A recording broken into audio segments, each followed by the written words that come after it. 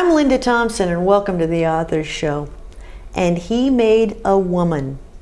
How to become a woman of quality in a B-class world. Now, those of you that remember the old TV show Dallas, you remember what B-class means, and we'll go into that in a little bit. Darlene Laney is our author today, and welcome to the show, Darlene. Thank you, Linda, for having me.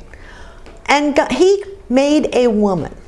How did you come up with the title? Well, because in Genesis 2 and 22, it talks about after God had made everything, the earth, the crawling creatures and all. And after he made man, he saw the aloneness of man, and he made a woman. Probably the smartest thing he did in a long time, right? I think so. I think so. Tell me about the B-class world and the DIM tactics and the CPS, and you have more acronyms in here than a government bureaucrat. So explain a little to me. Okay, let's talk about the B-class woman. The B-class woman all started with the famous program, sitcom on television called Dallas, okay? And in that particular sitcom, what it did is it made it very, very popular for girls to be which is spelled with a B. How's that? Perfect. And so they began to take on this. And what the dim tactics are, they became dominating, intimidating, and manipulating. Because if you know, each one of them, that's how they did. They would dominate, they would manipulate, and they would definitely intimidate. So this is the dim tactics, and this is what they use. If you look around today, that's what's popular. It's for girls to use the dim tactics. So we call those the B-class women. The CPS has a whole different thing, and those are the women of quality, and what they do is they flow in the CPS, which is a lot different because they're cunning. And I know cunning sounds like it might be kind of devious or something, but no, cunning means to be wise, and in wisdom you know how to apply situations and circumstances. You know how to apply knowledge to resolve those situations. So that's the cunning part of it. Okay. The P is that women are, we're persuasive. Have you ever noticed that a woman can talk you into just about anything? Oh yeah. Oh yeah, because if Eve could talk Adam into biting on that fruit, even after God told him not to, she had to be very persuasive. That's something that comes to us naturally. So learning to do it in a good way, not necessarily in a negative way. And finally, the word that all women hate, most women do at least, is to be submissive. And that is what I call submission is power under control. Because you see, we're all of that in a bag of chips, So since we're all of that in a bag of chips, then what we have to learn to do is take everything that we are, the fearfully and wonderfully made creatures that we are, the unique, one-of-a-kind creature, and submit that under leadership. And usually it is under leadership. And once we can do that, then we can really flow. Why did you decide to write a book on this? And do you ever take a breath? Good question. No, I can go on and on. I do take breaths. I have to. But I decided to write the book mainly was because it started off with a journey for myself. Because I was one of those women that grew up with the dim tactics and all of that in the B-class world. And I wanted something different. I was looking for a change. And so, when needing a change, I went into the Bible. When I went into the Bible, there I found it, and I began to share it with other women just in conversation. And somebody made the suggestion and said, you ought to put that in a book. So I did. Perfect. Absolutely perfect. Okay, how do we change this distorted thinking manner that we were brought up with or kind of got from our peers or wherever? Okay, first thing we need to do is, number one, we need to get some new information. We have a lot of old information out there, which creates our tired thinking. So what we need to do is get some new information and some vital information. Learn the truth about a thing. Who are you? Number one, if you know who you are, there's nothing that you can't do. And so when you get this new information, it will empower you and to go on and do what you need to do. Do you see this being a generational issue? The young kids are breaking away from that, or is it from generation to generation to generation that same old thought process continues?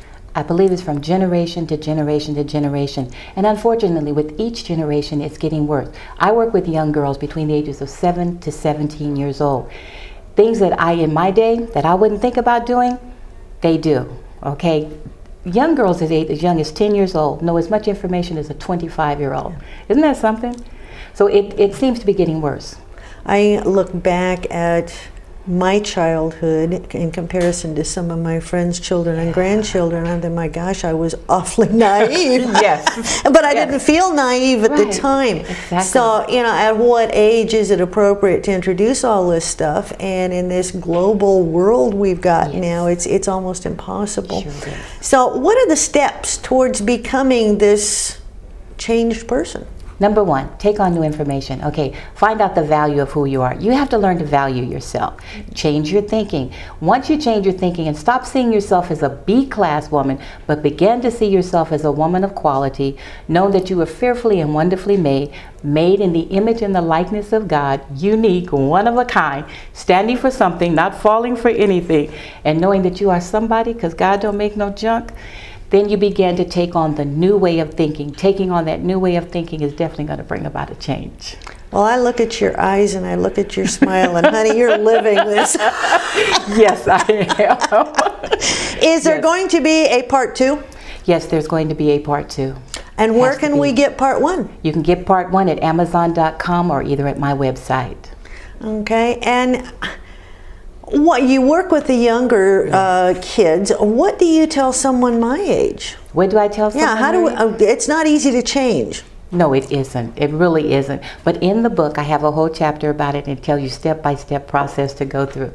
And number one, the thing that it begins with is your thinking.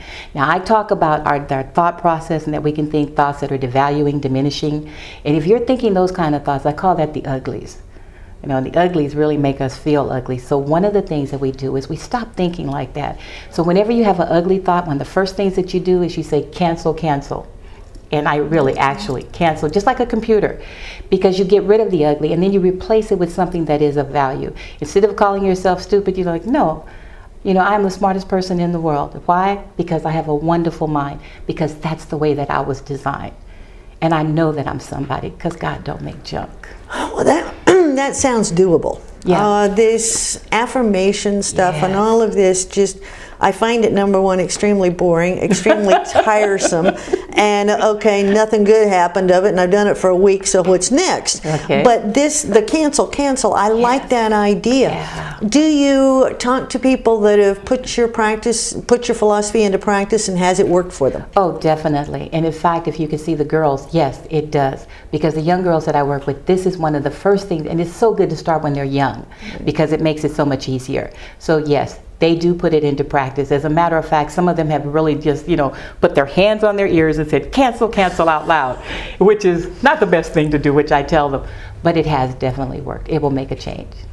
That's just phenomenal. Do you go all over the country talking about this? Do you teach classes in it? Or I teach classes. I do travel. I don't travel all over the country. It'll be nice to go all over the country, and hope to do that one day. Right now, the book will go places that I can't go or haven't been able to go. And you have quite a following in Fresno, California, I'm sure. Definitely. This is really, really great. We're starting to run out of time, Darlene, but what is the one thing that you could leave our viewers with today that would make the biggest impact and want them to run right out and get this? I think the one thing that I could leave them with today is that if you really are looking for change and you're tired of the status quo, then this is the book to get, because number one, it gives you the truth and new information. And it was Emerson that said, a mind once stretched by a new idea can never retain its original dimensions. Get the book and you'll see what I mean. Thank you so much for joining us today. It's been a pleasure, Darlene. It has been a pleasure. Thank you so much for having me. I'm Linda Thompson, and he made a woman. She's even given me what I think takes to get rid of my B-class philosophy, but something that we, all us women, need to look at. I hope you'll join us the next time, and remember, a book can change your life, one word at a time.